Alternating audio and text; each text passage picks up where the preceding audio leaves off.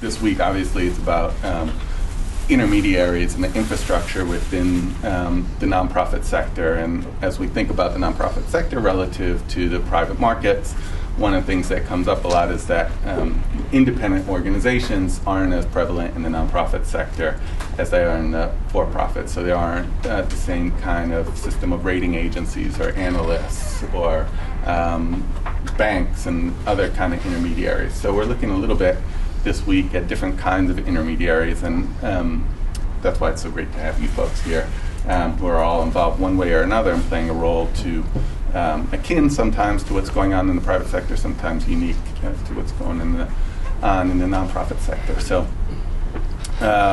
so with that, let me just turn it over and ask you to tell a little bit about your path, your organization, and how you see yourselves connected to this question of intermediaries, just briefly to orient the class.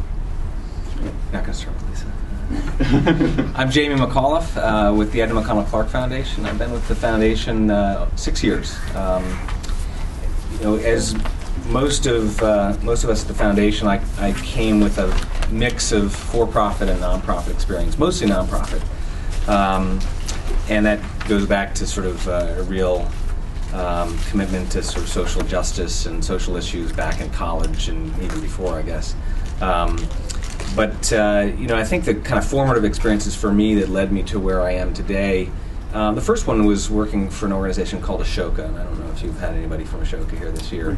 But Ashoka was one of the really early pioneers in identifying the sort of concept and associated characteristics of entrepreneurs in the social sector and applying it to the social sector. They called them public entrepreneurs in the early days, but the idea was to identify really entrepreneurial, visionary leaders in the social sector and give them early seed money to help support the innovation and help them build it to an established program and organization.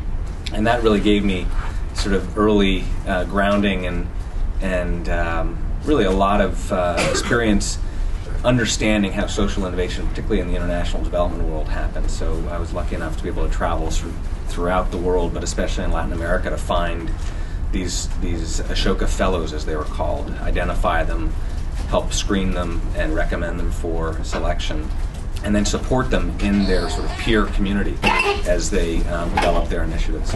That was sort of one of the main sort of influences for me, and it really stimulated a real interest in taking good, solid concepts from the business or for-profit sector, including really solid management, and trying to use them to influence how organizations in the nonprofit sector grow and become more solid and ultimately, hopefully, sustain themselves. And to do that, I was needing my own experience in the private sector, so I did a stint in management consulting with a group called the Monitor Company down in Brazil. I was hired down in Brazil.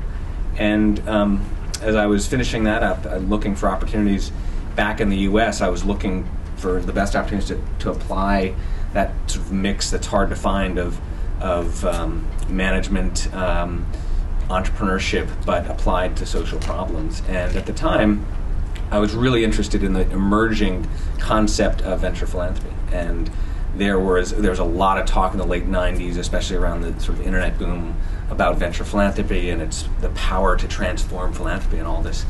But a lot of people in the sector who were touting this were really leading with rhetoric instead of really making things happen.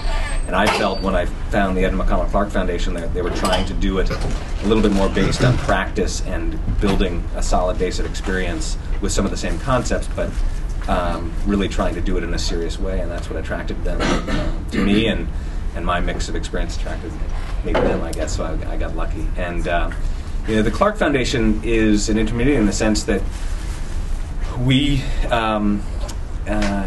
the key difference from, for example, the organization Alex works with is that we have an endowed foundation, so we are drawing resources from the endowment, but we are looking for high-performing, proven programs serving vulnerable youth in the United States and getting them resources to help them build their organizations, improve the effectiveness of their programs if that's a goal, ensure quality continues as they grow to scale, and ultimately help them think about how to how to establish a scalable, sustainable organization and business model. And I think most of you know the facts. We've got about 20 organizations in our portfolio. It's a national portfolio of youth-serving organizations. Most of them are replicating nationally to serve thousands of vulnerable youth. And we do a lot in addition to the financial support to try to provide extra financial supports in the area of talent, business planning, board development, technology support. So we sort of have a wraparound approach to help really strengthen the organizational capacity as they grow to serve more kids.